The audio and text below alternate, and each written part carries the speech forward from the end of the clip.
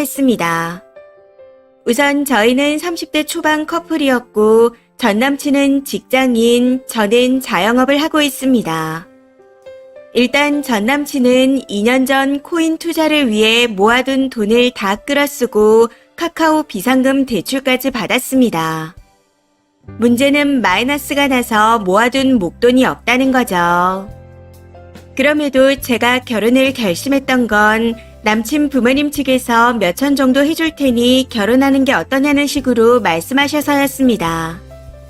당시에는 남친이 돈을 못 모았어도 어떻게든 살 수 있을 거라 생각했거든요. 아무튼 그렇게 결혼 준비에 들어갔습니다. 제가 자영업을 2군데서 하고 있는데 작년에 오픈한 곳에 인테리어와 보증금이 많이 들어가는 바람에 모아둔 목돈을 많이 쓴 상태였습니다. 경기를 많이 타는 업종이라 제가 예상한 만큼 수익이 나지 않아 당황스럽지만 마이너스는 아닙니다. 그래도 확실히 예전 같지 않은 상태죠. 아무튼 올 초 결혼 준비를 한 지 얼마 안 된 시점에서 시어머니 되실 분이 저를 불러두고 너는 집을 하는데 얼마를 보탤 수 있냐 하고 물어보시더군요.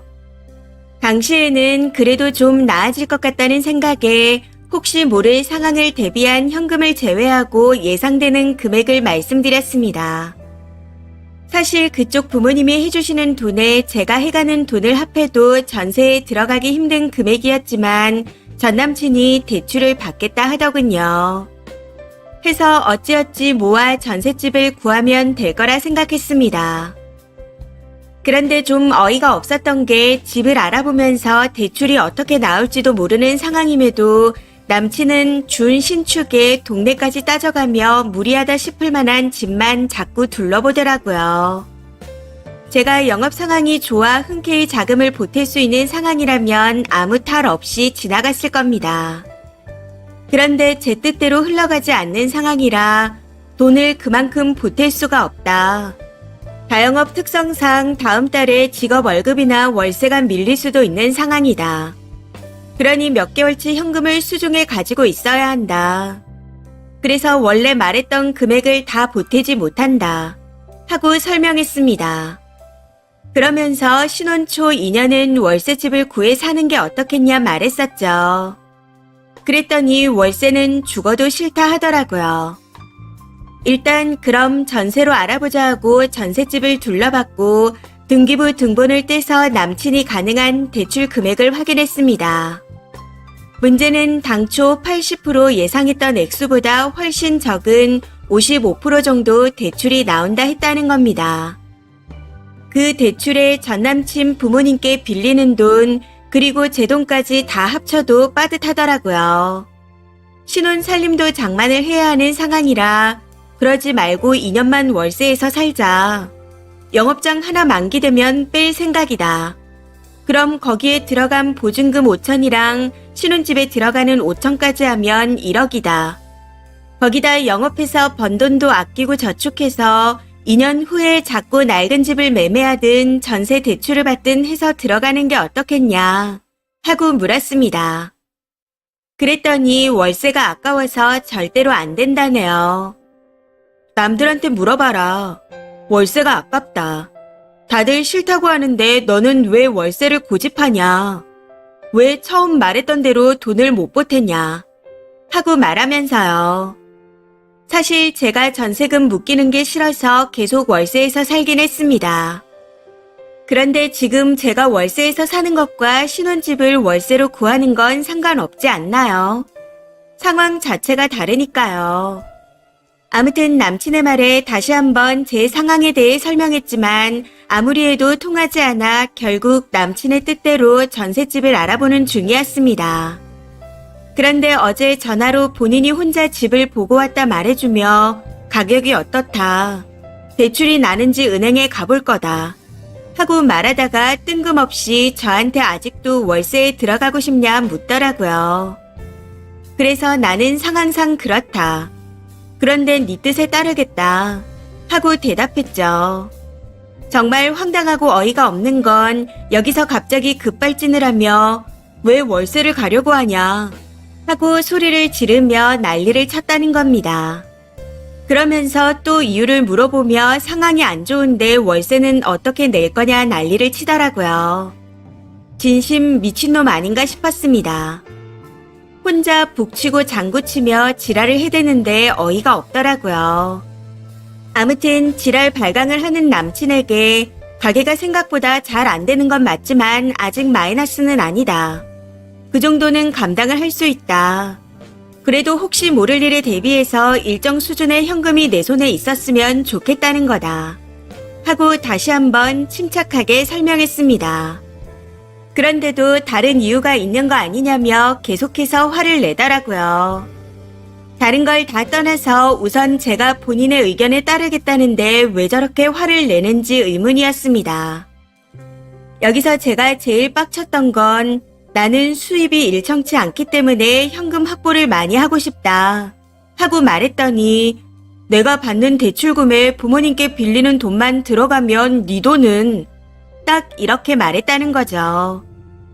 참고로 말씀드리자면 대출금도 부모님께 빌린 돈도 같이 갚을 예정이었습니다. 그런데도 나는 돈을 해가는데 네 돈을 왜 안 넣으려고 하냐. 이런 식으로 자꾸 말하기에 저도 화가 날 대로 난 상황이라 네가 코인으로 돈만 안 날리고 나도 내 예상대로 경제 상황이 흘러갔다면 이러지 않았다. 나도 내 예상대로 안 돼서 속상하다 하지 않았냐. 같이 갚는 돈은 생각도 안 하고 왜 내 수중에 있는 돈을 다 털어서 전세금에 넣으려고 하냐. 너도 모아둔 돈은 없지 않냐. 그리고 집을 사거나 더 큰 집으로 옮겨야 하면 내가 영업장을 하나 접고 그 보증금을 넣는다고 하지 않았냐. 왜 나만 가지고 있는 현금을 다 털어 넣어야 하는 것처럼 말하냐. 하고 따졌습니다. 그랬더니 또 난리를 치며 너는 네 돈이 많이 들어가는 걸 아까워하는 것 같다. 우리 부모님께 미안해서 이 결혼 못하겠다. 하고 말하네요. 해서 저도 그냥 그만하자 했습니다. 저도 이렇게까지 해서 결혼할 생각이 없다고요. 이후 험한 말들이 오가면서 대판 싸우게 되었고 그렇게 저희는 파혼했습니다. 그런데 아무리 생각해도 이해가 되지 않네요. 제가 온전히 집을 해오라고 한 것도 아니고 상황상 월세에서 2년만 살자고 한 게 잘못인가요? 그게 설득이 안 돼 여건 안에서 현금을 보탤 수 있다고도 했었는데 화내는 이유를 모르겠습니다. 남친 말대로 제가 정말 그렇게 쓰레기인가요? 댓글입니다. 첫 번째, 뭘 님이 쓰레기입니까? 본인 주제 파악도 못하고 전세를 고집하는 님 전남친이 문제죠. 여기서 팩트는 남친이 님 상황을 전혀 고려하지 않았다는 겁니다. 그러니 이 결혼 못하겠다 하는 거고요. 저쪽에서 저렇게 나오는데 더 진행할 이유가 있습니까? 오히려 잘됐다 생각하고 뒤도 돌아보지 말고 도망가세요. 두 번째, 쓰니가 먼저 거지랑 결혼 못하겠다고 말했어야죠. 쥐뿔도 없으면서 허세만 가득한 남자와 파혼하게 된 건 조상이 도운 겁니다. 사업하는 사람이 수중에 돈 하나 안 남기고 탈탈 털어서 집 구해버리면 어떻게 될지 뻔하지 않나요? 아내 사업이야 망하든 말든 좋은 집에서 살고 싶어 저러는 것 같은데 정말 다행이에요. 저쪽에서 먼저 파혼 이야기를 한 건 분하지만 감사합니다 하고 끝내세요. 세 번째, 저 남자는 님 돈을 끌어다가 번듯한 전셋집 혹은 집 매매를 하고 싶은데 님이 뜻대로 안 따라오니 돌아버린 겁니다. 뭐 그것도 그것대로 안 될 일이지만 코인 한다고 돈 다 날린 인간은 절대 믿지 마세요. 코인 그거 도박입니다. 도박해서 돈 따는 인간도 좀 그렇지만 도박해서 돈 잃은 인간은 더 말종입니다. 네 번째, 돈 한 푼 없이 대출로 전세 살겠다는 그지놈이 뭐래요? 코인에다 다 꼬라박고 무일푼인 것도 모자라서 마이너스라면서요. 상대할 가치도 없습니다. 님 돈을 최대한 전세로 묶어놓고 내 돈이다 하고 싶은가 본데 진짜 잘 끝냈습니다. 5번째, 코인에 가진 돈 플러스 대출까지 끌어당겨 다 태워먹은 놈이랑 뭐 한다고 결혼하나요? 그놈 그거 그냥 도박쟁이에요. 본인 실수를 스스로 인정하고 죽을 때까지 손 안 댄다는 보장이 없다면 모르겠지만 그게 보장되는 사람이 존재하겠나요? 당 살아나면 손실된 돈이 생각나서 언제든 전세금에 묵혀둔 돈을 빼거나 가진 돈을 전부 쏟아 부을 놈입니다. 정말 잘하셨어요. 6번째, 전세금 목돈 대출받은 거 일부러 주식이나 코인을 돌리려고 했었는데 어그러지니 짜증이 난 겁니다. 그냥 조용히 끝내세요. 영끌 코인부터 노답인데 그걸 굳이 결혼한다고 준비했나요? 혹시라도 나중에 질질 짜면서 미안하다 사과해도 절대 받아주지 말아요. 이번 사연은 여기까지입니다. 시청해주셔서 감사합니다.